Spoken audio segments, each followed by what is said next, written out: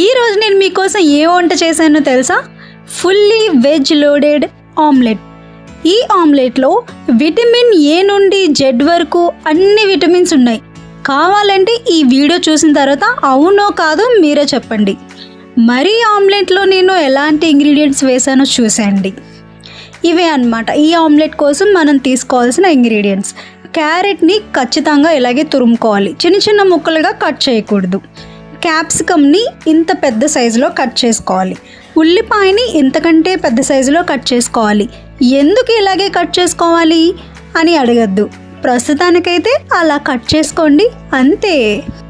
ఇప్పుడు వీటన్నింటినీ కూడా ఒక బౌల్లో వేసి, నేను వీటి పేర్లు చెప్పను ఎందుకంటే మీరు ఆల్రెడీ చూస్తున్నారు కాబట్టి మీకు అర్థమైపోతుంది. సో ఈ ఇంగ్రీడియంట్స్ అన్నింటినీ ఒక బౌల్లో వేసి 2 ఎగ్స్ని ఇందులో వేసి బాగా బీట్ చేసుకోవాలి. ఒక తిప్పేయాలన్నమాట. ఈ ఆమ్లెట్ని ఏ పెనం మీద అయితే ఫ్రై చేయాలనుకుంటున్నామో అది ఖచ్చితంగా ఓవర్ హీట్ అవ్వకూడదు, మినిమం హీట్లోనే ఉండే విధంగా చూసుకోవాలి. ఈ వెజిటేబుల్స్ అన్నింటినీ పెనం మీద బోర్లించేయాలి. అలా బోర్లించిన తర్వాత ఈవెన్గా స్ప్రెడ్ చేసుకోవాలి. ఇదిగో ఎంత అందంగా ఉంటుంది చూడటానికి. పచ్చిగానే తినేయాలనిపిస్తుంది కదా, వద్దొద్దు, కుక్ చేసుకున్న తర్వాతే తిందాం. అప్పుడే విటమిన్ ఏ నుండి జెడ్ వరకు అన్నీ వస్తాయి.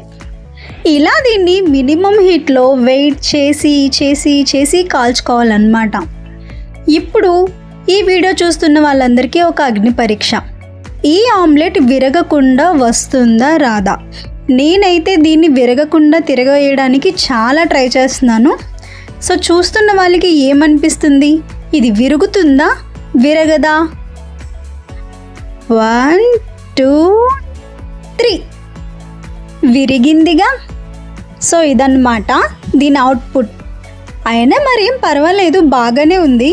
ఇంత అందమైన ఆమ్లెట్ని విరగ్గొట్టినందుకు ప్రేక్షక దేవుళ్ళందరికీ సారీ చెప్తూ, ఈ వీడియో మీకు నచ్చితే చూసి వెళ్ళిపోకుండా ఛానల్ని సబ్స్క్రైబ్ చేసుకోండి. వీడియో నచ్చితే తప్పకుండా లైక్